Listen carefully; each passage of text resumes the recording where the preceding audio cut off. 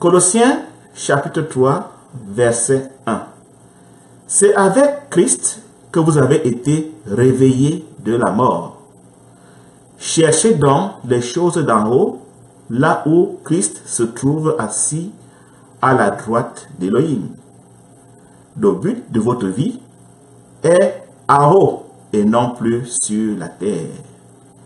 Oui, vous êtes passé de la mort et votre vie, vous êtes passé par la mort le temps pour moi et votre vie est cachée avec Christ en Élohim.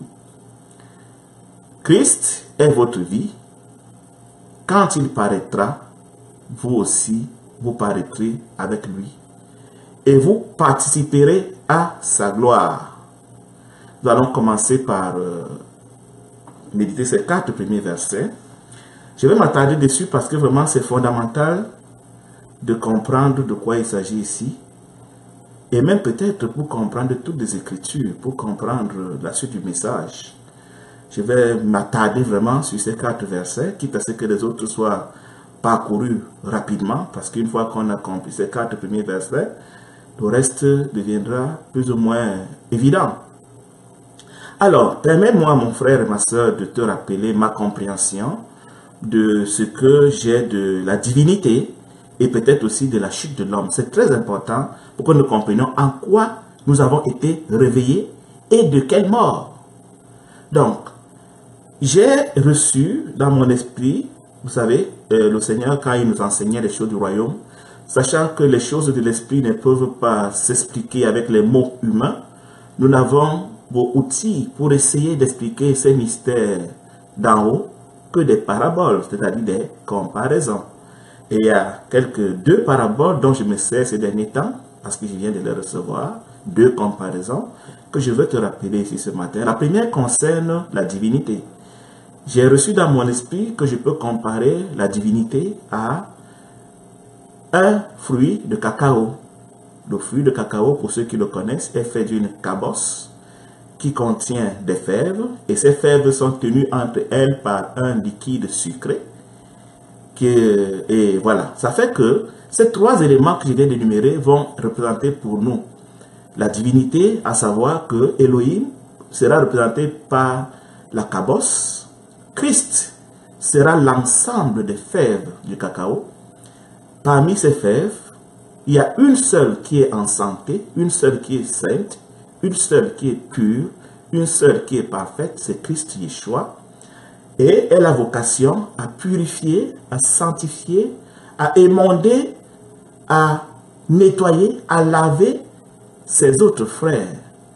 Certes, tous ont la même identité que nous appelons la conscience, mais il y en a qui sont encore vulnérables aux germes extérieurs, aux bactéries, aux virus. Je parle le langage humain parce que je t'ai dit que c'est une comparaison pour nous faciliter la compréhension.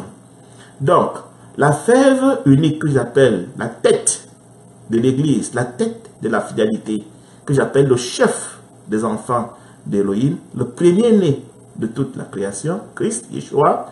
Donc, étant donné que lui, il a l'identité parfaite d'Élohim, il est la plénitude d'Élohim, il a toutes les vertus, tous les attributs, toutes les capacités. Il est l'image visible d'Élohim qui est invisible parce que Elohim est lumière. Ça veut dire qu'il est aussi naturellement lumière.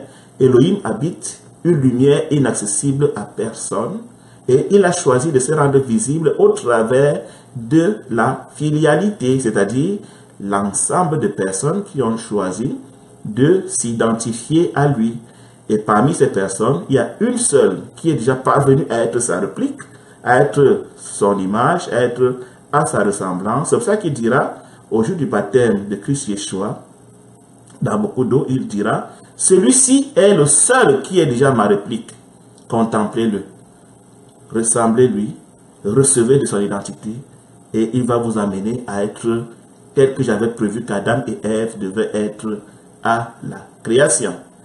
Entre les fils d'Élohim, la fidélité donc, l'ensemble de ses fils, il y a donc ce liquide dans le cacao qui est sucré, qui est la représentation du souffle sacré, c'est-à-dire le lien entre les fils.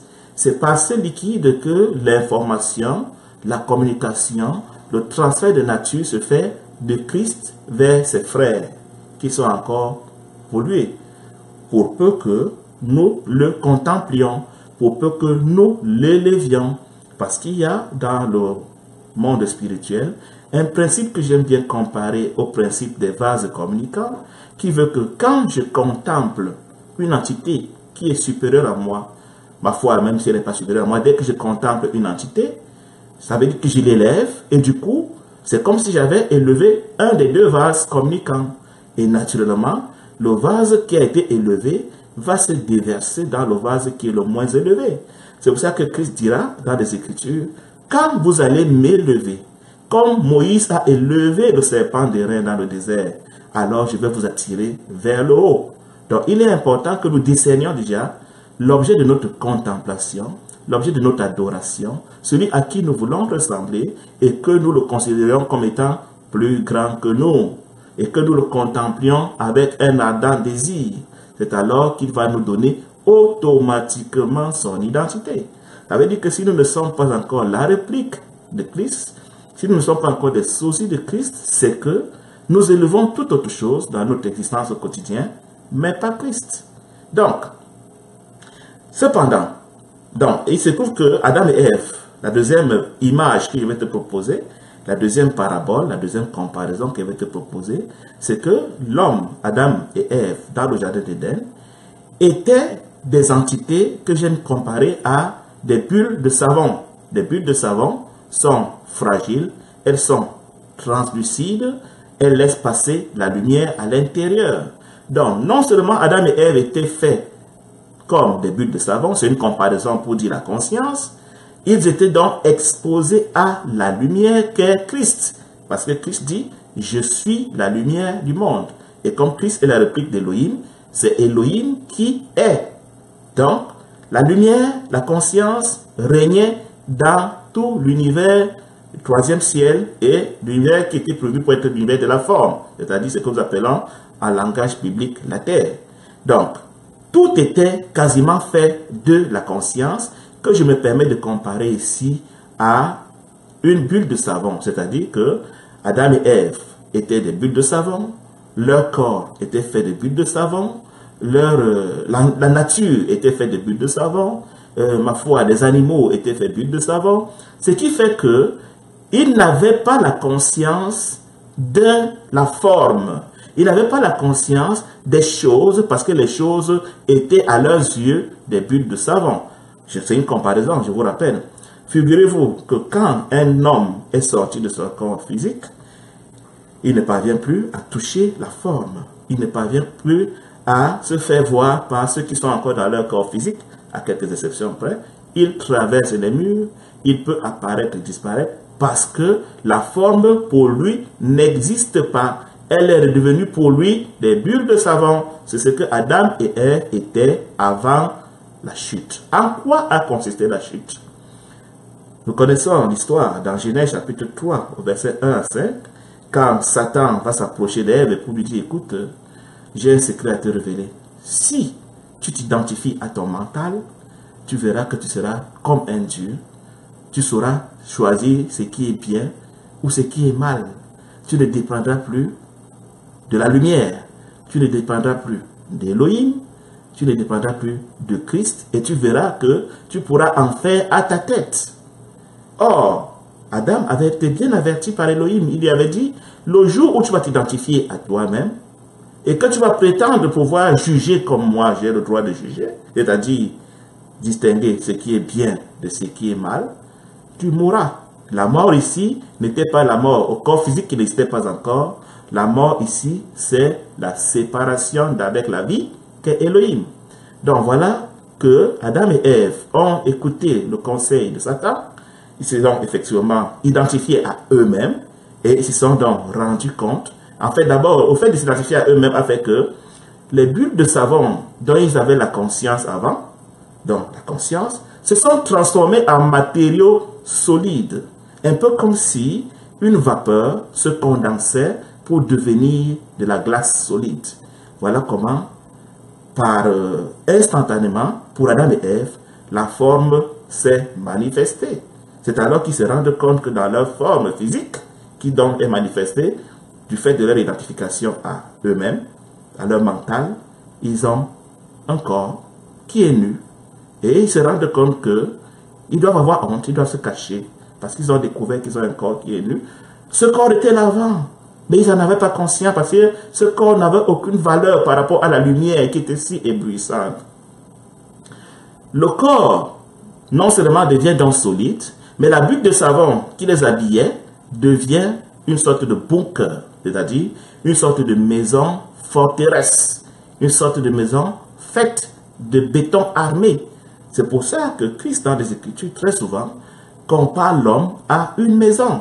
Tu te souviens certainement que dans Matthieu 12, verset 43 à 45, il nous dit que quand un esprit mauvais a quitté une maison, il s'en va errer dans les lieux arides. Et si, arrivé là-bas, il ne trouve pas une autre maison où s'abriter, il va revenir dans la maison qu'il a quittée. C'est cela que nous sommes comparables à des maisons. Et Christ dira même ailleurs, ne vous faites pas de la compétition. Il y a suffisamment de maisons dans le royaume de mon Père, Jean 14. Donc, pour tous ceux qui vont accepter de venir de s'identifier à moi, il y a assez de place, donc il n'y a pas matière à vous compétir. Donc, pour nous rappeler donc qu'avec l'identification à notre mental, Adam et Ève deviennent des formes solides qui habitent chacun sa propre maison qui est une forteresse. Je te propose de considérer que chacune de ces maisons est composée de 100 portes, ou alors 100 fenêtres comme tu veux, 100 niveaux d'ouverture de la maison à la pénétration de la lumière. Qu'est-ce qui s'est passé?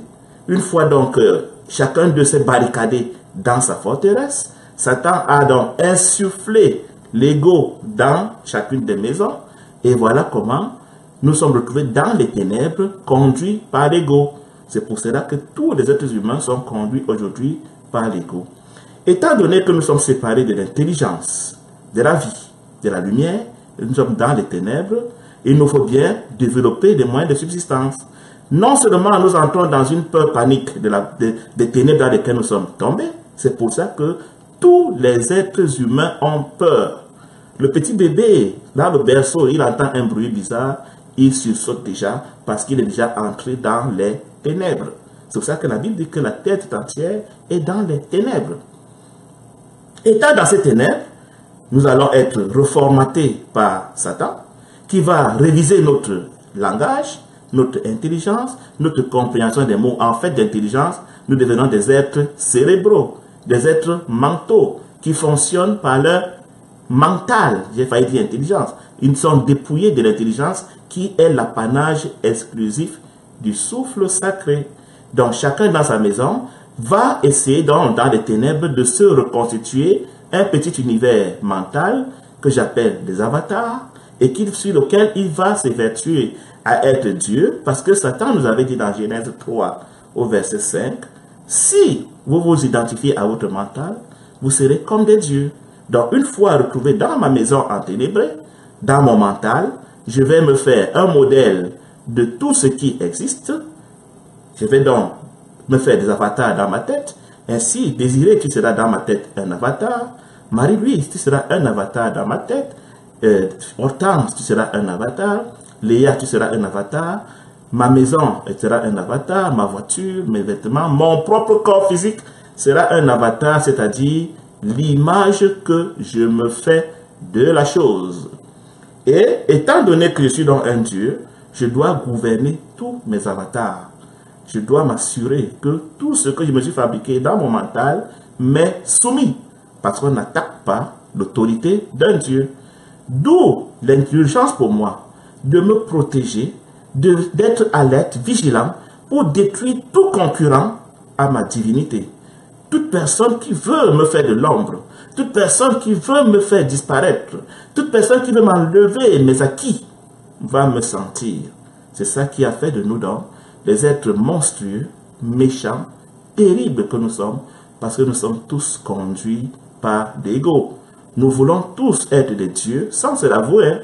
Si vous voyez deux personnes en conflit, peu m'importe la nature du conflit, Il y a un qui a voulu être Dieu sur l'autre et l'autre a résisté. Il n'y a pas d'autre raison de conflit entre deux êtres humains. Et quand vous allez trouver deux dieux potentiels qui se retrouvent, et que chacun d'eux prétend être le seul Dieu, mais il y aura forcément soit un qui va mourir ou il y aura séparation. C'est pour ça que dans certains proverbes du monde, on dit qu'il n'y a pas deux coqs à la basse-cour, il n'y a pas deux lions maîtres dans une meute ou bien deux chimpanzés. Bref, les images sont nombreuses pour dire qu'il n'y a pas deux têtes dans un groupe, il y a toujours un seul Dieu. Et ce sera celui qui sera le plus fort, le plus malin, le plus plein de choses. Alors, pour donc être un Dieu, Satan va dire à Adam et Ève, vous devez avoir le maximum de choses possibles. D'abord les choses mentales, des avatars, et le maximum de choses matérielles possibles. Le maximum de relations possibles. C'est pour ça que dans cette vie conduite par l'ego, nous sommes non seulement hantés par la peur de perdre les acquis, mais par le désir d'avoir toujours plus. Et c'est ça qui fait que nous sommes en compétition. C'est pour ça que je vais te calomnier, je vais te mépriser, je vais te rejeter, je vais te condamner, je vais te juger, je vais te... Tout ce que nous faisons, je vais te haïr, je vais te détester, j'aurai des ressentiments contre toi, je vais te garder rancune parce que tu es une menace à ma grandeur, à mon élévation, parce que je veux être un Dieu sur toi et tu résistes. Et quand tu résistes, tu es un rebelle que je dois traiter comme on traite les rivaux téméraires. Donc voilà la situation donc, qui se résume en le mot mort. La mort, c'est le fait donc pour nous d'être conduits dans notre mental, dans lequel nous nous sommes enfermés comme dans une forteresse pour jouer les dieux, pour jouer les vivants, pour jouer les chrétiens, pour jouer les illuminés, pour jouer les sauvés, alors que nous sommes morts. C'est pour ça que Paul dit ici aux Colossiens, au verset 1, que c'est Christ qui vous a réveillé de la mort. S'il parle de réveil, ça veut dire que, en fait de mort, nous sommes comme des somnambules, c'est-à-dire que nous nous activons. Vous savez, un somnambule, c'est quelqu'un qui, dans son sommeil, peut se lever, peut aller dans sa cuisine, se faire un thé, peut prendre sa voiture, faire un tour au guichet automatique, faire des activités et revenir se coucher dans son lit sans s'en rendre compte. Vous fouillez dans YouTube, vous allez voir des témoignages des somnambules. C'est incroyable. Ils mènent un genre de vie dont il n'est pas conscient. Et dernièrement, j'ai découvert une drogue en Colombie, que j'ai vu sur YouTube aussi, où on vous dit que c'est une drogue, quand vous la prenez, vous perdez la faculté de dire non. Vous ne savez plus que dire oui à tout ce qui vous est proposé. Les criminels en Colombie s'en servent pour dépouiller leurs victimes de tous leurs biens, en leur donnant cette drogue dans des boîtes de nuit, dans le détour d'une rencontre, et tu deviens son objet. Donc, nous sommes devenus de ce genre de zombies, de somnambules, mais là, la drogue pour nous, c'est l'ego. La drogue pour nous, c'est Satan. C'est lui qui nous a fait inhaler l'ego pour que nous soyons conduits comme des robots par lui. Et dans cet état de somnambule, nous voilà en train de nous faire des châteaux en Espagne, en train de nous construire une existence dans les ténèbres, en train de vouloir que tout le monde entier nous connaisse, que tout le monde entier nous célèbre, que tout le monde entier se souvienne de nous, même quand nous serons partis, et que, bref, nous soyons reconnus comme des dieux.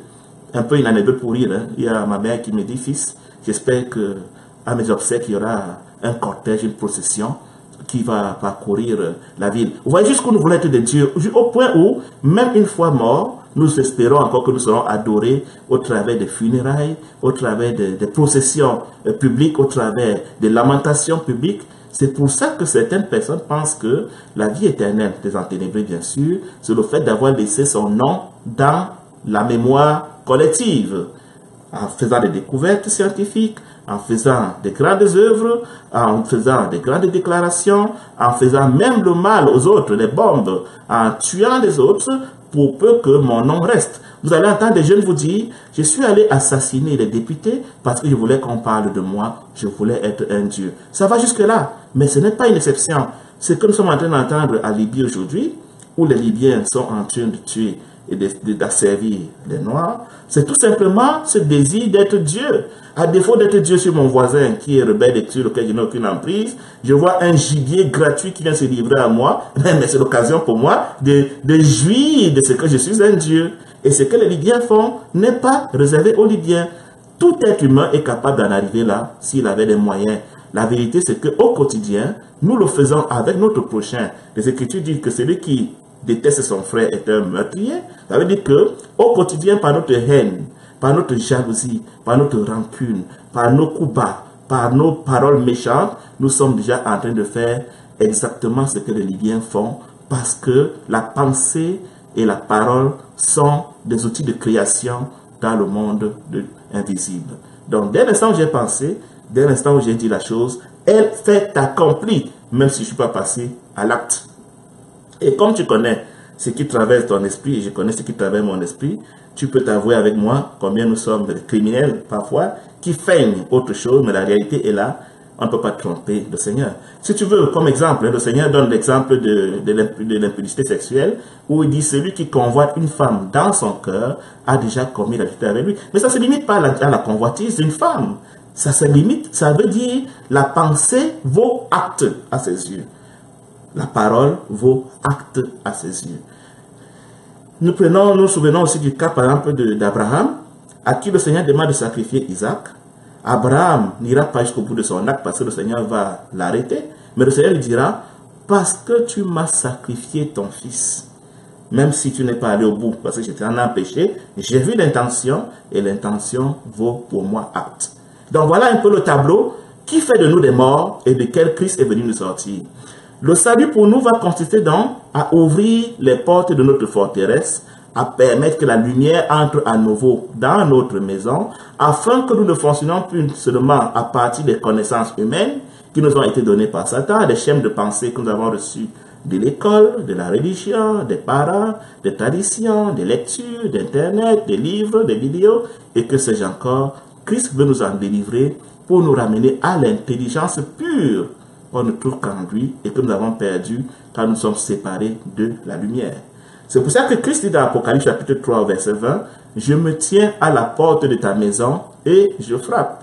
Si tu ouvres, moi la lumière, j'entrerai dans la maison et je deviendrai un avec toi. » En langage biblique s'écrit, « Je souperai avec toi et toi avec moi. » Et nous savons que manger, en langage spirituel, veut dire devenir un avec. Donc Christ, son désir, c'est que notre espace mental qui a été donc fermé par la puissance de l'ego, et il est fermé par les moyens des pensées et des émotions, Christ veut que nous lui fassions un peu d'espace dans notre mental pour qu'il vienne nous en délivrer. Et l'ouverture des portes sera donc progressive. Tu vas commencer d'abord par te rendre compte de ce que tu es dans les ténèbres, c'est là que tout part. C'est pour ça que Christ dit, je suis venu pour ceux qui se reconnaissent malades, pour ceux qui se reconnaissent aveugles. Donc si tu ne te reconnais pas malade, aveugle, ignorant, mais tu n'as pas besoin de lui. Et tu n'ouvriras jamais les portes parce que tu es confortable dans le monde. Ceux qui sont donc enfermés dans ce bunker ne pensent qu'à chercher les choses d'en bas. Et par contre, quand la lumière entre dans la maison, elle éclaire les serpents, les crocodiles que tu prenais pour les bijoux et les voitures, et tu commences à trouver ces serpents et crocodiles comme des monstres, et tu commences à convoiter la lumière. Mais tant que tu es dans les ténèbres, pour toi le serpent sera un colis, le crocodile sera un bijou, l'âne sera un bus, et tu vas te prendre pour riche sur le fondement de ces choses périssables et temporaires que tu vas prendre pour des biens, alors que c'est la poubelle. Quand Paul a ouvert les portes de sa forteresse et qui s'est rendu compte de ce que les diplômes, la gloire des hommes, les biens matériels et lui-même étaient rien, il a dit, mais qu'est-ce que j'ai pu bien faire de toute mon existence? J'ai suivi la poubelle, j'ai cru à j'ai été fou. Et Paul dit, dorénavant, la seule chose qui m'intéresse, c'est de devenir un avec la lumière, c'est permettre que la lumière pénètre mon espace mental, afin que je devienne la réplique de Christ, comme Elohim avait prévu. Faisons l'homme pour qu'il soit à notre image, celui qui nous ressemble, donc une entité spirituelle. Et aussi, Christ dira à Nicodème, à moins de devenir un esprit, tu ne peux pas revenir dans la lumière. Aussi longtemps que tu t'identifies à la forme, tu ne peux pas revenir dans le un à moi, dans la cabosse, dans l'ensemble des fèves du cacao. Donc, la fève, quand Satan est venu nous donner l'ego comme intelligence, c'est comme s'il avait soufflé dans la fève et dans le cacao, autant pour moi, et toutes les fèves se sont envolées, elles se sont séparées les unes des autres, Chacune se retrouvait enfermée dans son bunker pour jouer à Dieu. La seule fève qui est restée fidèle à Elohim s'appelle Christ Yeshua. Donc quand Christ Yeshua vient dans le monde, c'est pour reconquérir, regagner ses frères qui étaient partis dans un pays lointain, comme l'enfant prodige, pour les ramener à la maison. Donc, là, il est écrit dans le livre de Jean, au chapitre 1, que la lumière est venue vers les siens ne l'ont pas reconnu. Mais à ceux qui l'ont reconnu, à ceux qui sont identifiés à elle, il s'agit de Christ, elle a donné le pouvoir de revenir dans le un avec Christ. Elle a donné le pouvoir, par le souffle sacré, de redevenir les enfants d'Élohim.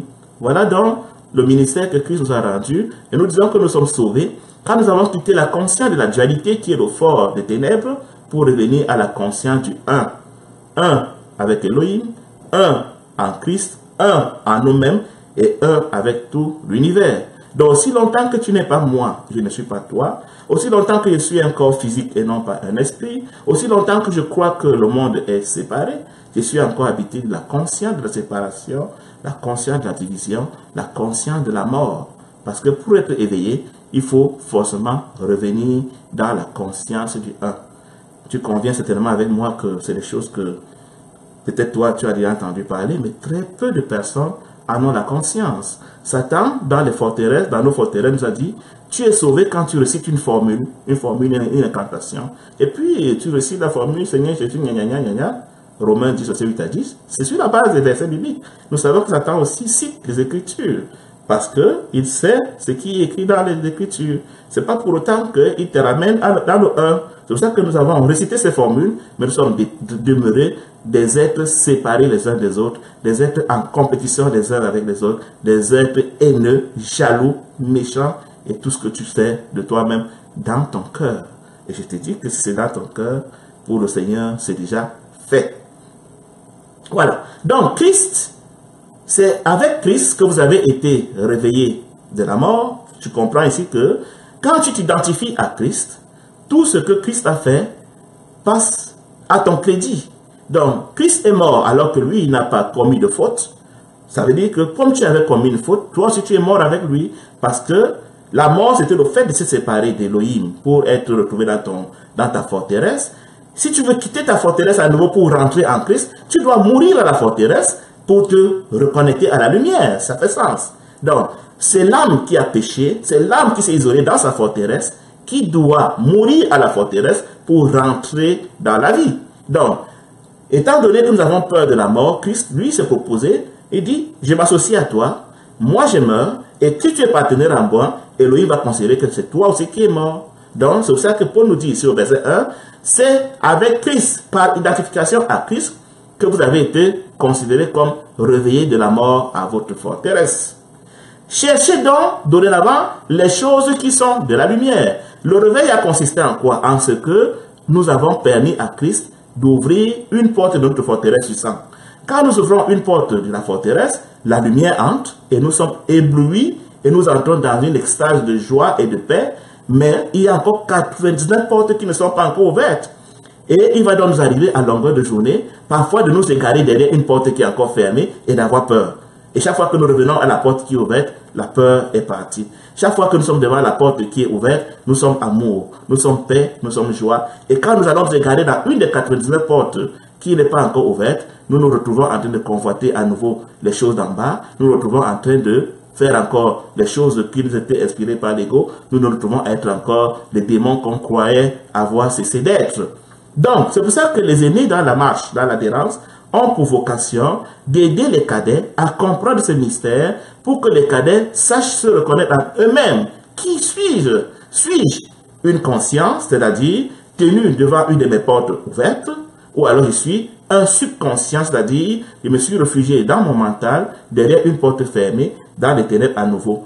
C'est un jeu qui se passe au quotidien et comme nous sommes tellement empoisonnés par l'ego, la plupart des hommes, certaines personnes affirment que l'homme le plus éveillé a ouvert au maximum 3 portes de sa forteresse.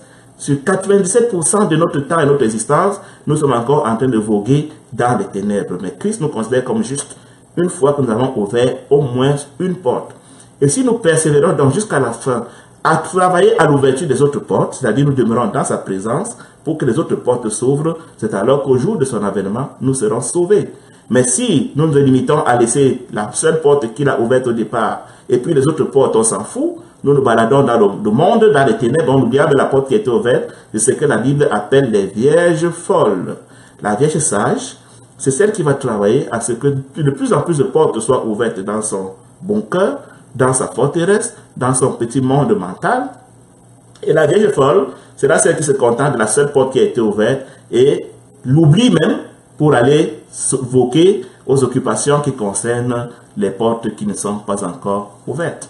Donc, ici, dans les Écritures, quand l'apôtre Paul écrit, il écrit aux vierges sages. La vierge sage peut encore tomber. Mon juste, celui qui a ouvert une porte, peut encore se retrouver derrière une porte fermée. C'est pour ça que nous devons veiller les uns les autres pour que, quand mon frère se retrouvait accidentellement dans un état de sommeil, c'est-à-dire derrière une porte fermée, que je puisse avec amour et avec tendresse, avec douceur, avec patience, le réveiller, travailler à son éveil. C'est le seul service que nous pouvons rendre à un être humain, le seul service de qualité que une certaine publication, un courant miracle appelle le miracle. Le miracle sera toujours quand j'aide mon frère à ouvrir une de ces portes fermées, quand je permets à Elohim d'intervenir dans la vie de mon frère. C'est le seul miracle qu'Elohim approuve. Nos cinémas de guérison et de multiplication de pain et de marcher sur l'eau et autres, c'est de la distraction inutile. Donc, cherchez donc les choses d'en haut veut dire, demeurez donc derrière la porte qui est déjà ouverte en travaillant à ce que de plus en plus de portes en vous soient ouvertes. Pour que vous puissiez accéder à la lumière en Christ, là où Christ est assis à la droite d'Elohim. Ce n'est que quand je suis présent devant une de mes portes qui a été ouverte, que j'ai accès à la lumière et que je suis donc, que j'ai pénétré le royaume d'Elohim. Le but de votre vie n'est plus de faire les choses d'en bas, mais plutôt de désirer les choses d'en haut. Vous voyez quand Christ dit, on ne peut pas servir deux maîtres à la fois, la lumière et la forme, c'est de ça qu'il s'agit ici. Si j'ai une porte ouverte, 2, 3, 4, 5, selon ma consécration, il est question pour moi de continuer à persévérer dans l'ouverture des autres portes et non pas à me préoccuper des choses de la terre. C'est un signe que je suis une vierge folle, que je suis un somnambule, que je me suis endormi à nouveau, chaque fois que je m'identifie à la forme, au lieu de m'identifier à la lumière, au lieu de m'identifier à Christ. Qu'est-ce que Christ a comme bien à me donner? L'amour, la paix, la joie, bref, son identité, sa nature. Et qu'est-ce que la forme a à me donner? C'est à toi de savoir ce que tu gagnes à t'identifier à la forme. Verset 3. Vous êtes passé de l'état de mort dans votre forteresse. Et maintenant, vous êtes des vivants en Christ. Parce que vous êtes connectés à la lumière, votre conscience a connu et goûté la lumière, vous appartenez à la lumière. Verset 4. Christ est votre vie. La lumière, c'est dès que vous tirez votre vie. Identifiez-vous à Christ pour être vivant. Tant que vous allez vous identifier à la forme, vous êtes considérés par Elohim comme des morts. Et bientôt, Christ va revenir. Il viendra chercher avec lui seulement les vierges sages, celles qui étaient tenues derrière les portes ouvertes de leur forteresse. Elles n'auront certainement pas encore avoir ouvert les 100 portes, mais si Christ les trouve derrière une porte ouverte, il va les approuver. C'est ce qui est arrivé avec le brigand sur la croix. Le brigand sur la croix a juste eu besoin d'ouvrir une seule porte et il a dit, Seigneur, je n'ai pas le temps de travailler à ouvrir d'autres portes, mais j'ai ouvert une. S'il te plaît, entre en moi. Christ lui a dit, ce soir, toi et moi, nous serons effectivement. Verset 5. C'est pourquoi, faites mourir ce qui en vous appartient à la terre. Soyez circoncis de l'ego. Ne pratiquez plus les œuvres de l'ego. N'allez pas vous tenir derrière les portes fermées de votre forteresse. Demeurez dans la présence d'Elohim. Demeurez devant les portes ouvertes. Demeurez exposé à la lumière de la conscience, afin qu'elle continue de brûler en vous tout ce qui n'est pas Christ. Parce qu'il est écrit, nul ne peut me voir, nul ne peut voir la lumière et continuer à exister dans son identité. Donc, si j'ai encore une identité distincte de celle de Christ, ça veut dire que je n'ai jamais été exposé au feu de vos rangs qu'est la lumière en Elohim. Une fois qu'on s'expose à cette lumière, Moïse, quand il s'est exposé à cette lumière, son visage est devenu translucide. chaque fois qu'on va rencontrer Elohim, chaque fois qu'on va demeurer dans sa présence, on sera forcément transformé. Je ne peux pas m'imaginer qu'un homme soit jeté dans une fournaise de 10 000 watts et qu'il en sorte, si ce n'est pas la grâce d'Elohim, parlant d'un ami de Daniel, vivant. Donc, si nous avons encore moi et Christ différent de moi, ça veut dire que je n'ai jamais été dans sa présence, je n'ai jamais été exposé à lui, je n'ai jamais reçu de son souffle, c'est pour ça que je ne suis pas sa réplique. Quitte à moi de continuer à me mentir dans mon apparence de piété, dans mon imposture, le fait est là, nul ne peut être exposé à la lumière et continuer à exister. Donc, Paul ici recommande aux Colossiens de mourir à ce qui appartient à la terre. Il dit faites mourir, il n'a pas dit je vais mettre à mort pour vous. Donc, quand Christ nous dit dans le livre de Matthieu au chapitre 12, verset 11, si je ne m'abuse, que le royaume des cieux est forcé, c'est les violents qui s'en emparent. Les violents, c'est ceux-là qui vont donc accepter de tourner le dos aux 19 portes de leur forteresse qui sont encore fermées pour persévérer dans la présence de la seule porte, des 2 ou des 3 portes qui sont ouvertes. C'est ce qui s'appelle être présent en conscience, être présent devant la conscience, être présent devant la lumière. Et quand on est présent devant la conscience, devant la lumière, l'activité du mental s'arrête automatiquement parce que là où la conscience est, elle brûle tout ce qui n'est pas d'elle. Et du coup, nous devenons conscience, nous devenons des esprits. C'est pour ça que Christ dira donc à Nicodème, Nicodème, à moins de devenir un esprit, à moins de te tenir devant une des portes ouvertes de ta forteresse, tu ne peux pas entrer dans la lumière, ça fait sens.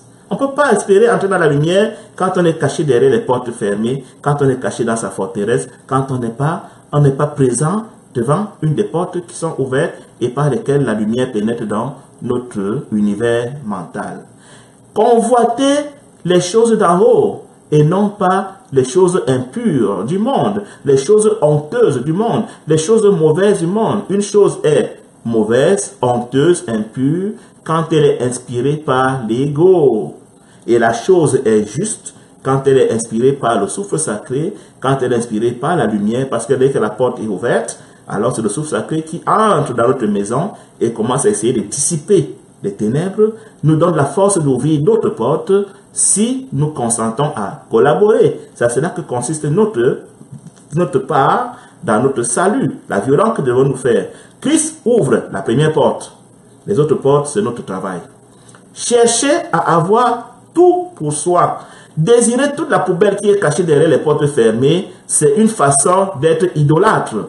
L'idolâtrie, c'est le fait de continuer à s'identifier à la forme au lieu de s'identifier à la lumière, au lieu de s'identifier aux choses d'en haut. Donc Paul donne des conseils ici aux Colossiens pour leur dire en quoi on est idolâtre. On est idolâtre quand on s'identifie aux choses d'en bas, à la forme, et même aux formes mentales, aux formes pensées. C'est aussi une forme d'idolâtrie.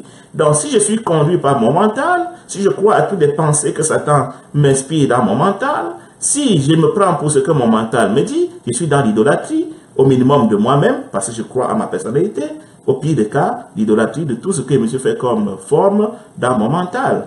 Verset 6. Voilà ce qui attire la colère d'Elohim.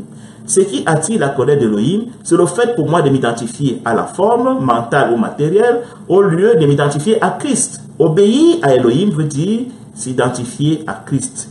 Obéir à Elohim veut dire vouloir devenir un avec lui. Donc, on ne peut pas servir deux maîtres à la fois. Soit on s'identifie au mental, à la forme, on se cache derrière les portes fermées, on croit qu'on peut jouer à Elohim dans les ténèbres, soit on s'identifie à Christ pour convoiter les choses d'en haut. Un petit rappel Colossiens, autrefois, vous aviez aussi la même position. Vous étiez tous enfermés dans vos forteresses avec toutes les portes fermées parce que vous êtes des païens. Mais Christ est maintenant venu pour ouvrir la première porte. Il vous appartient de travailler à votre salut avec persévérance en ouvrant de plus en plus de portes par le moyen qu'il vous a donné, la puissance qu'il vous a donné. À ceux qui ont accepté qu'il leur ouvre la première porte, il a donné le pouvoir de devenir des enfants d'Elohim, des personnes capables, par le souffle sacré, d'ouvrir de plus en plus de portes si elles ont compris que leur vie est dorénavant dans la lumière et non plus dans l'identification à la forme. Donc autrefois, vous étiez comme tous les autres enfermés dans vos forteresses, en train de vous identifier à la forme. Mais maintenant, rejetez toutes ces choses qui étaient le produit de votre identification à la forme, la jalousie, la colère, la violence, la méchanceté, la calomnie, les rancunes, la haine et que sais-je encore, ces choses qui vous animaient parce que vous vous sentiez menacé par votre prochain, parce que vous croyez que si vous n'avez pas la forme, vous êtes perdu, l'anxiété, les inquiétudes, les soucis et autre chose, vous devez être délivré de ça. Étant donné que vous ne convoitez plus la forme, étant donné que vous n'êtes plus comme des petits poulets mouillés, abandonnés dans l'univers seul, et que vous appartenez dorénavant à la fidélité en Christ, parce que Christ a dit, je serai avec vous jusqu'à la fin du monde. Mais comment, de quoi pouvons-nous avoir peur si nous appartenons à la fidélité en Christ, si nous sommes vraiment nés de nouveau, comme nous disons, si nous sommes vraiment des enfants d'Élohim, comment peut-on comprendre qu'un enfant d'Élohim confesse qu'il a encore peur?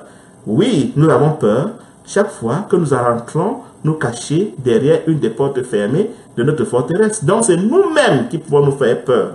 Mais quand nous restons dans la lumière, quand nous restons dans la vie, quand nous demeurons présents devant une porte ouverte, éclairée, nous ne pourrons pas avoir peur, parce que cette lumière est l'amour. Et nous savons qu'il est écrit, l'amour parfait bannit toute peur. Donc si nous avons peur, c'est nous-mêmes qui nous faisons peur. C'est nous-mêmes qui jouons à nous faire peur, parce que nous nous identifions à la forme. Et du coup, comme la forme est instable, la forme est impermanente, la forme est fragile, alors nous avons peur de perdre la forme à laquelle nous sommes identifiés. Mais si je ne m'identifie plus à la forme, si on me prend ma chemise, mais je donne le manteau. Mais si on me gifle sur la joue gauche, mais j'étends la joue droite. Si on m'arrache mon argent, mais je n'en fais pas tout un procès, toute une palabre. Ne lancez plus d'insultes ni de paroles grossières. C'est des choses qu'on fait quand on se sent menacé dans son désir d'être un Dieu. Verset 9. Ne vous mentez plus les uns aux autres. Encore une manifestation de l'ego, du désir de prendre l'avance sur les autres en les trompant, en leur mentant. En effet, ce que vous étiez avant, avec vos façons de faire, vous étiez conduit par l'ego avant, vous étiez en train de vous défendre, de trembler à perdre de la forme, vous vous en êtes débarrassé parce que la lumière est entrée dans votre forteresse, vous vous en êtes débarrassé comme d'un vieux vêtement. Donc l'ego a perdu le pouvoir de vous imposer sa volonté. Vous avez maintenant la possibilité de choisir d'aller vous tenir derrière une des portes ouvertes, la lumière, ou alors de vouloir vous faire peur en allant vous identifier à la forme à nouveau. C'est pour ça qu'il vous dit que mon juste, celui à qui Christ a ouvert une porte dans sa forteresse, tombe cette fois, et cette fois il se relève. À longueur de journée, nous sommes en train de basculer entre la vie et la mort, comme des essuie-glaces d'une voiture. Et quand nous basculons dans l'identification à la forme, c'est une sorte de mort. Et une fois que nous nous réveillons à nouveau, pour revenir derrière la porte ouverte, c'est la résurrection, c'est la désincarnation. Donc nous nous incarnons quand nous identifions à la forme, et nous nous désincarnons, nous devenons des esprits, quand nous identifions à l'esprit, à la lumière, à la vie. Verset 10. Et comme si vous aviez mis un vêtement neuf, ce qui est le cas, chaque fois que nous sommes éveillés, vous êtes devenu une nouvelle personne. Vous êtes devenu une personne translucide. Vous êtes devenu un esprit. Vous êtes devenu une bulle de savon. Et du coup, vous ne devrez plus vous attarder sur les choses d'en bas. Cette personne va se renouveler sans cesse en ouvrant de plus en plus de portes dans sa forteresse pour finir par devenir la réplique de Christ, la ressemblance d'Élohim. Ce n'est pas moi qui le dis, c'est écrit. Le but de notre existence, c'est d'ouvrir de plus en plus de portes de notre forteresse pour à la fin devenir le sosie de Christ, la réplique d'Élohim, la ressemblance d'Élohim. C'est le verset 10. C'est ainsi que vous pourrez pénétrer Élohim pleinement. Nous savons qu'en langage spirituel, connaître veut dire pénétrer. Donc, nous voulons devenir un avec Élohim et la pénétration d'Élohim, la fusion avec Élohim, le retour dans le un des fèves dans le fruit du cacao ne pourra se faire qu'à mesure que nous continuons à ouvrir les portes de notre forteresse. Tant que nous restons dans la séparation, il va sans dire que nous ne sommes pas dans le un, dans la fidélité. Verset 11. Maintenant, revenus à la fidélité, ayant rouvert les portes de vos forteresses, Élohim ne va plus distinguer les sexes, les âges, les niveaux spirituels, et que sais-je encore, juif ou pas juif, circoncis pas circoncis, intelligent pas intelligent, étranger non intelligent, civilisé non civilisé, tout ça c'est des pipeaux, parce que vous êtes devenus des bulles de savon. Et toutes les bulles de savon se ressemblent, elles sont conformes à la conscience, elles sont conformes à la lumière, elles sont Christ Du coup, comment voulez-vous que Elohim distingue les fèves qui sont redevenus Christ? Une fois que vous êtes devenu la réplique de Christ, mais vous êtes Christ. Il y aura Christ Yeshua, il y aura Christ Ingrid, il y aura Christ Joséphine, il y aura Christ Jean-Claude, Christ, que sais-je encore, Marie-Louise et les autres. Parce que vous êtes la réplique de Christ, vous êtes à sa ressemblance. C'est pas moi qui le dis. Donc, pour vous, il n'y aura plus rien de différent. Tout sera Christ. Il n'y aura que Christ seul. Quelqu'un dira, il n'y a que la conscience qui existe. Tout le reste n'existe pas parce que Christ est tout et il est en tous. Du moins, en tous ceux qui sont sa réplique. Verset 12. C'est une élection que vous devez à Elohim qui vous a choisi et il veut que vous soyez un avec lui parce qu'il vous aime. Quand on aime, on veut pénétrer, on veut fusionner, on veut devenir un avec. Donc l'amour qu'Elohim nous porte le conduit à vouloir être un avec nous au travers de Christ qui lui est déjà un avec Elohim. C'est pour ça qu'il est écrit dans Jean 17.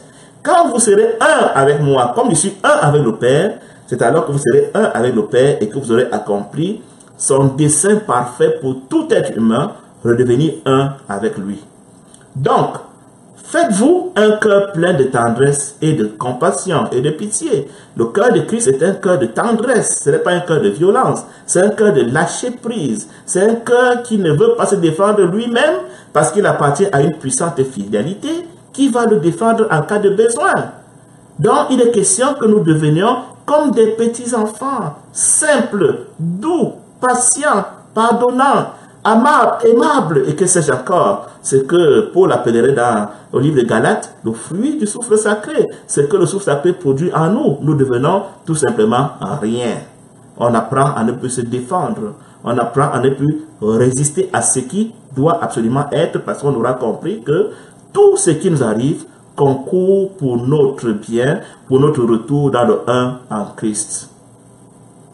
Paul est obligé de donner des conseils pareils ici à des Colossiens qui ne sont pas encore matures, c'est-à-dire qu'ils ont encore très peu de portes dans leurs forteresses qui sont ouvertes, la plupart sont fermées. Et comme il arrive encore très fréquemment de se retrouver derrière les portes fermées, c'est-à-dire somnambules, ensommeillés, pécheurs, rebelles, Paul est obligé de leur rappeler ces choses. Chaque fois que vous allez voir ces choses se manifester en vous, si ce n'est pas vous qui vous en souvenez, votre frère se rendra compte de ce que vous avez sombré dans un sommeil profond et il va vous interpeller pour dire, mon frère, j'ai l'impression que là tu viens de sombrer dans un sommeil, réveille-toi.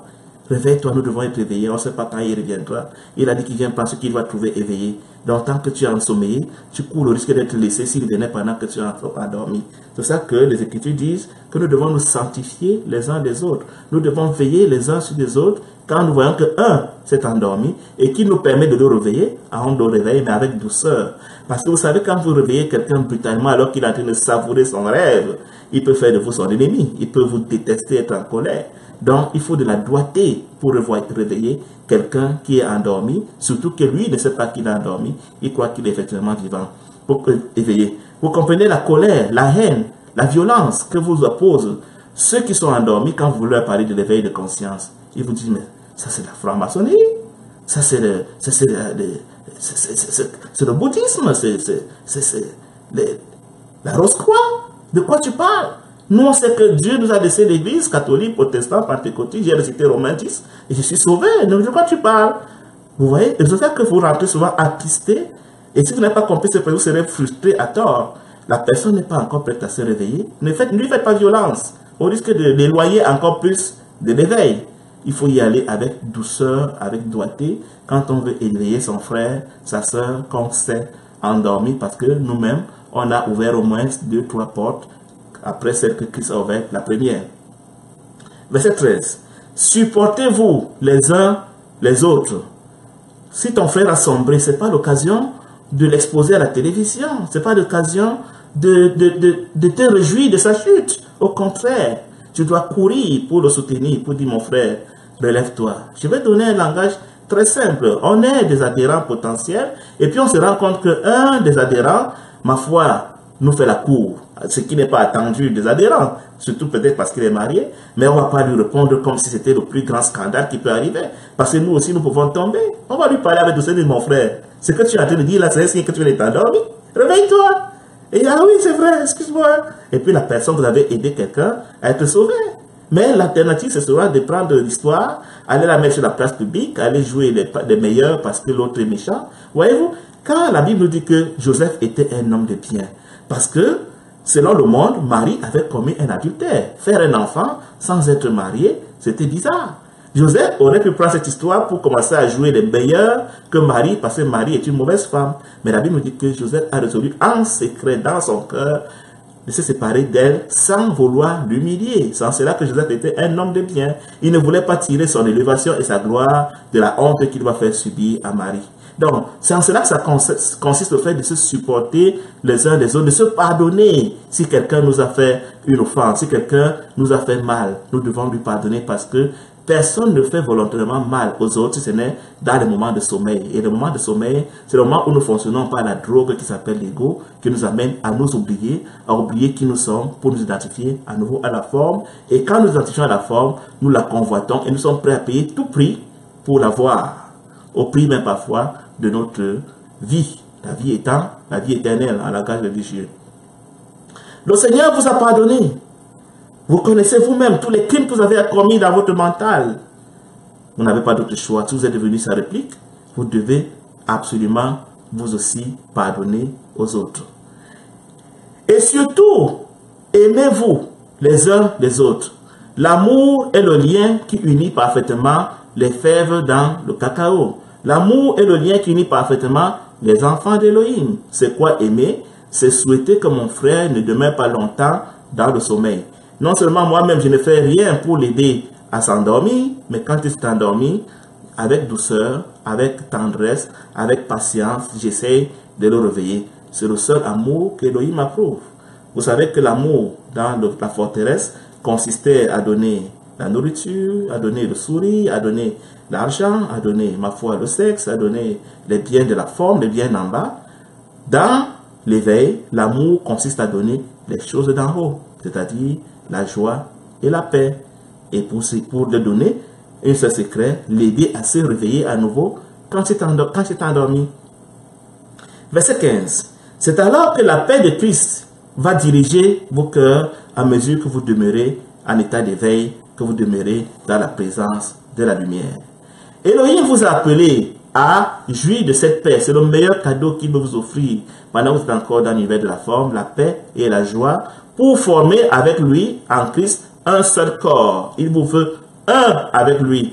Quel privilège, quelle grâce que d'être un avec le Créateur. Quand on dit un avec le Créateur, ça veut dire avoir toutes ses vertus, toutes ses capacités. Mais il y a de quoi lui dire merci d'un cœur reconnaissant éternellement. Seigneur, moi, petit moi, tu fais de moi ton égal en termes de vertu. À quoi ai-je mérité cela, Seigneur? Merci. Merci. Merci d'avoir regardé à ma petitesse et d'avoir accepté de m'élever. Voilà le cœur reconnaissant qui est celui d'une personne qui est éveillée en conscience et qui s'est rendu compte de l'amour du Seigneur, qui a pris cette pourriture qu'elle était pour en faire un homme à son image et selon sa ressemblance. Que la conscience, la lumière d'Élohim soit en permanence parmi vous pour vous apporter toutes les richesses d'Élohim, les choses d'en haut. Certains vont dire la parole. Moi, j'aime bien vous dire que, étant donné qu'il n'y a rien qui existe en dehors de la conscience peut prendre toutes les formes de son choix. Elle peut donc prendre la forme de la parole audible.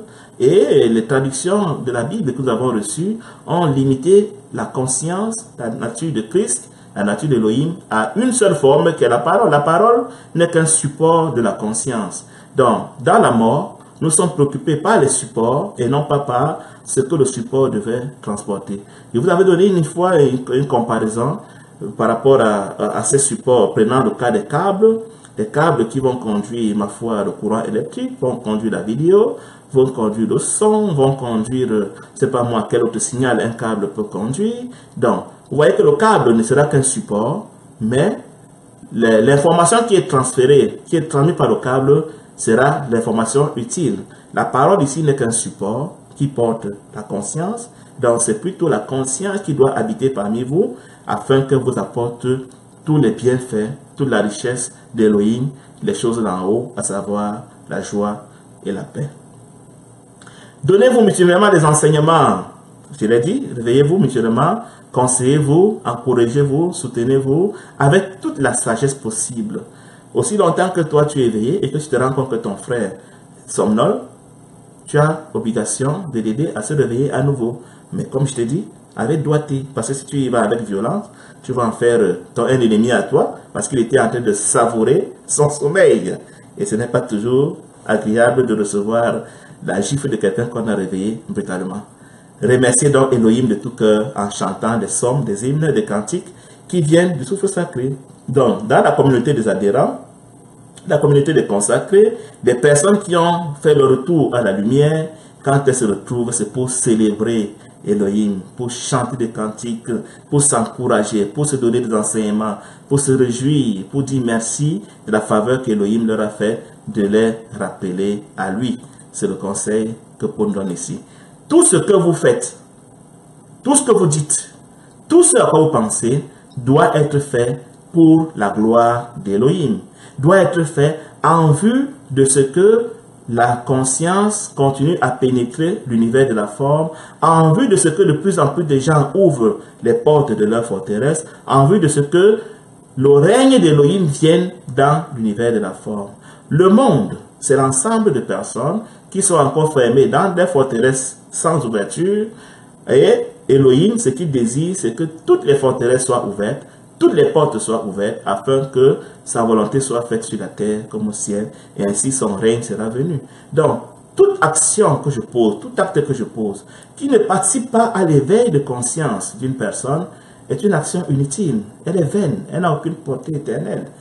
Tout ce que je fais, je dois me poser la question de savoir en quoi ce que je suis en train de faire participe-t-il à l'éveil de conscience d'une personne que Elohim m'aura révélée.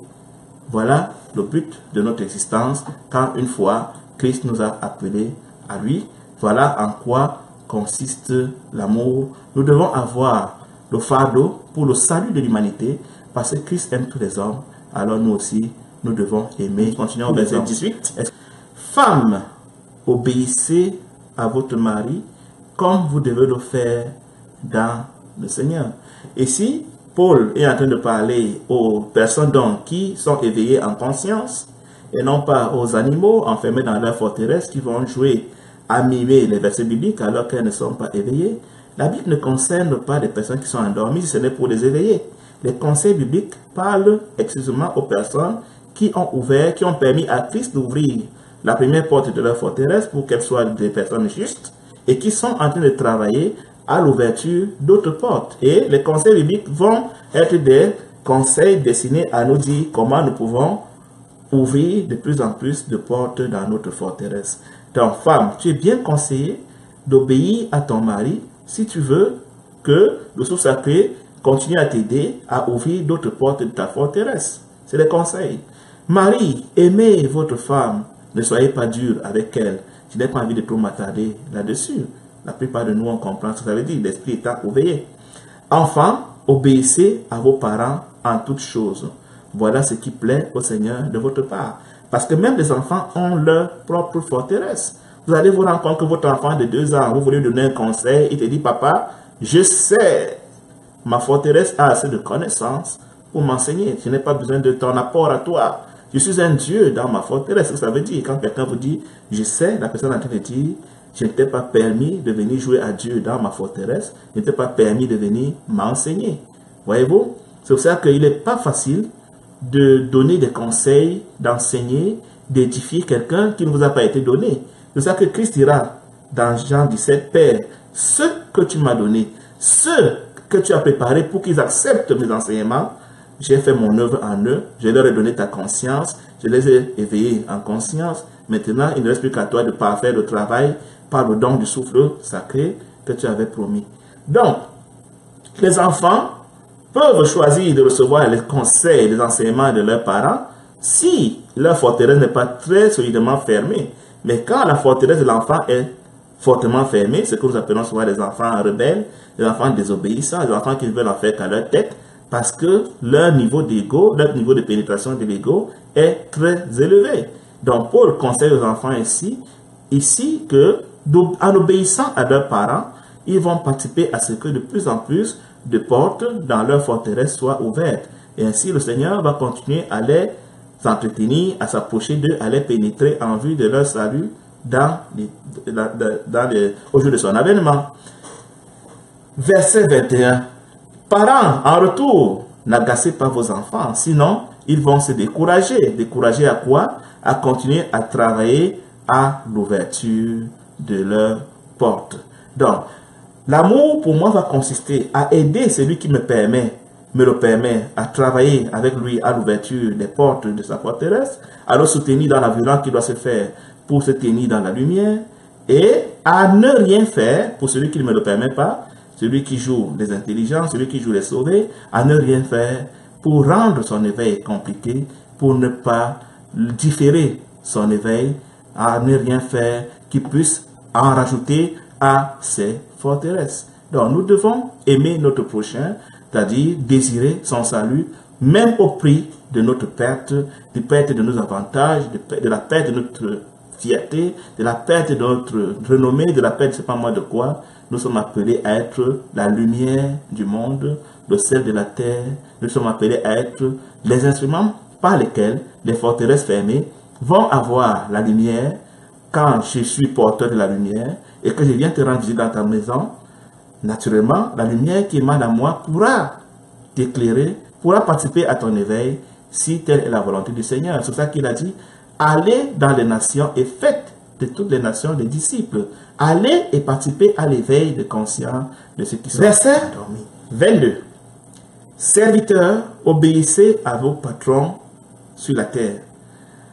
Ne les servez pas seulement quand ils vous surveillent, comme pour plaire à des hommes, mais servez-les avec un cœur sincère, parce que vous respectez le Seigneur avec confiance. Dans la relation d'employé-employeur, parce que les adhérents, même comme ils sont éveillés en conscience, ce n'est pas l'occasion pour eux de démissionner de leur emploi, ce n'est pas l'occasion pour eux de se rebeller contre leur maître dans la forme, au nom de ce que je suis le fils du Très-Haut et toi tu n'es qu'un petit mondain, alors je ne te dois aucun respect, parce que c'est moi qui suis supérieur à toi. Ce serait l'ego qui est en train de parler. Le fait de s'éveiller en conscience ne devrait rien changer à notre attitude sociale, à notre position sociale. On était esclave, on le demeure. Esclave ici veut dire employé dans une entreprise du monde. C'est pas à moi d'aller par la chair décider de quitter mon emploi, d'aller mépriser mes patrons, d'aller jouer des arrogants partout parce que je dis, je suis devenu une nouvelle personne. Ce sera au fruit que je vais manifester que les gens reconnaîtront en quoi j'ai une autorité qui se dégage de moi, mais il ne m'appartient pas d'aller avoir une autorité dans la chair au nom d'une prétendue éveil. Donc, de même, si hier encore je travaillais pour plaire à mon patron, dorénavant, je dois travailler pour que quand mon patron me voit faire, qu'il dise, mais celui-ci est différent. Pourquoi il est particulier? Qu'est-ce qu'il a de différent?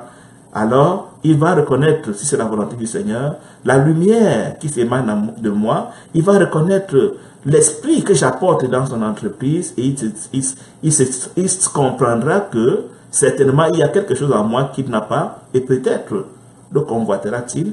Peut-être alors serai-je la lumière du monde pour lui. D'où l'urgence pour nous d'avoir un bon témoignage, mais pas pour avoir plus d'argent, pas pour avoir des promotions, pas pour être reconnu par le patron, mais tout simplement pour être un digne ambassadeur de Christ là où nous sommes. Il a dit, allez dans le monde. Le monde, ce n'est pas s'enfermer dans les églises, dans les monastères, dans les forteresses, non. Le monde, c'est aller dans les entreprises du monde, aller dans les hôpitaux du monde, aller dans les centres d'hébergement du monde, aller parmi les membres de notre famille qui ne sont pas encore éveillés pour être des ambassadeurs de Christ dans le monde. Vous aurez compris que quand quelqu'un va vous dire que l'activité professionnelle n'est pas du Seigneur, cette personne est en train de dire ne va pas être l'ambassadeur du royaume là où tu travailles. Or, si le Seigneur m'a fait la grâce de m'éveiller pour que je sois son ambassadeur dans mon lieu de travail, qui suis-je pour décider de faire comme Jonas en refusant la mission qui est la mienne? La personne éveillée en conscience garde son statut social. Elle était circoncis, elle reste circoncis. elle n'est pas circoncis, elle comprend que la forme est plus importante pour sa justification. Elle était polygame, elle reste polygame. Elle était célibataire, si elle veut, elle demeure célibataire, ce qui est l'idéal. Elle était mariée, elle reste mariée sans complexe. Elle travaillait dans une entreprise où on fabrique, ma foi, l'alcool aussi, le tabac et autres. Elle y reste à moins d'une instruction formelle du souffle sacré. Il n'appartient pas à un homme de venir vous dire, maintenant que tu es éveillé, tu dois, tu ne dois pas. Quand nous sommes conduits par les hommes, nous ne sommes pas en train d'être conduits par le souffle sacré. C'est ça qu'il est très imprudent pour nous de donner des conseils humains à un homme qui vient nous exposer la situation. Renvoyons-le au souffle sacré pour que le souffle sacré lui donne la volonté parfaite d'Élohim pour lui. Elohim veut que cette personne soit son ambassadeur dans l'entreprise de fabrication de tabac ou d'alcool, et nous on lui dit non, au nom de ce que tu es éveillé, tu n'as plus le droit de travailler à la fabrication du tabac ou de l'alcool. Ce qui est important, ce n'est pas l'activité que nous menons, ce qui est important, c'est la conscience qui nous habite quand nous amenons cette activité. Si c'est la lumière qui nous anime pendant que nous menons cette activité, pendant que nous serons en train de mener cette activité, la lumière va se servir de nous pour éclairer les hommes autour de nous et nous aurons servi le Seigneur selon sa volonté. Donc, il est très imprudent pour nous d'écouter plus les hommes que d'écouter le souffle sacré qui nous parle par la conviction intérieure telle qu'on a des comptes à rendre à personne. Verset 23. Tout ce que vous faites, serviteurs, faites-le de bon cœur, comme pour glorifier le Seigneur, comme pour témoigner de la conscience qui vous habite et non pas pour avoir des avantages temporels. Donc nous aurons compris là que nous avons deux motivations pour lesquelles nous pouvons faire des choses. Nous pouvons faire des choses pour avoir des bénéfices temporels, alors nous aurons fait des choses motivées par l'ego, mais quand nous faisons des choses seulement motivées par le désir de glorifier le Seigneur, sans attente temporelle, nous sommes en train de faire des choses inspirées par le souffle sacré, parce que l'ego ne peut jamais vouloir glorifier le Seigneur. Donc, si vous n'avez pas entendu la voix audible du Seigneur, vous avez la paix, la joie qui vont vous attester de ce que vous êtes en train de faire, la volonté du Seigneur, même si tout le monde entier est contre. Et vous avez aussi le bénéfice de la chose. Qui va en tirer bénéfice? Si vous faites la chose pour le bénéfice temporel, pour votre propre réalisation, vous aurez compris que vous êtes en train de faire pour l'avènement du règne du Seigneur dans l'univers de la forme. Verset 24. En effet, et vous le savez, le Seigneur va récompenser tous ceux qui auront travaillé à l'avènement de sa conscience dans l'univers de la forme. Vous recevrez les biens qu'il a réservés pour ceux qui l'attendent et pour ceux qui auront participé à son entreprise de reconquête des forteresses qui ont été fermées par le bruit mental et par les émotions. Le maître, c'est Christ, et c'est lui seul que vous devez servir. Même si vous êtes en emploi, quelle que soit l'activité que vous faites, quel que soit ce que vous faites, ce doit être avec une seule motivation, révéler la lumière à ceux qui sont enténébrés, à ceux qui sont ensommeillés, aux somnambules, aux rebelles, aux pécheurs, aux morts. Verset 25, pour finir. C'est lui qui fait les œuvres inspirées par l'ego. C'est écrit ici, les œuvres, celui qui fait le mal, ce sera toute œuvre inspirée par l'ego et dont la motivation est ma réalisation par l'identification à la forme pour avoir des bénéfices de ce monde. On le punira pour le mal qu'il aura fait parce qu'il a posé des actes pour se confirmer qu'il est un Dieu, pour réussir dans le monde. Celui qui aura pas son temps à prier pour son succès dans le monde sera puni pour cela. Parce que même si le diable lui aura donné des objets de sa prière, ce que le Seigneur lui veut, c'est que toutes nos prières, tout notre activisme ne soit porté qu'à révéler sa conscience, son identité, la lumière à nos frères qui sont encore endormis.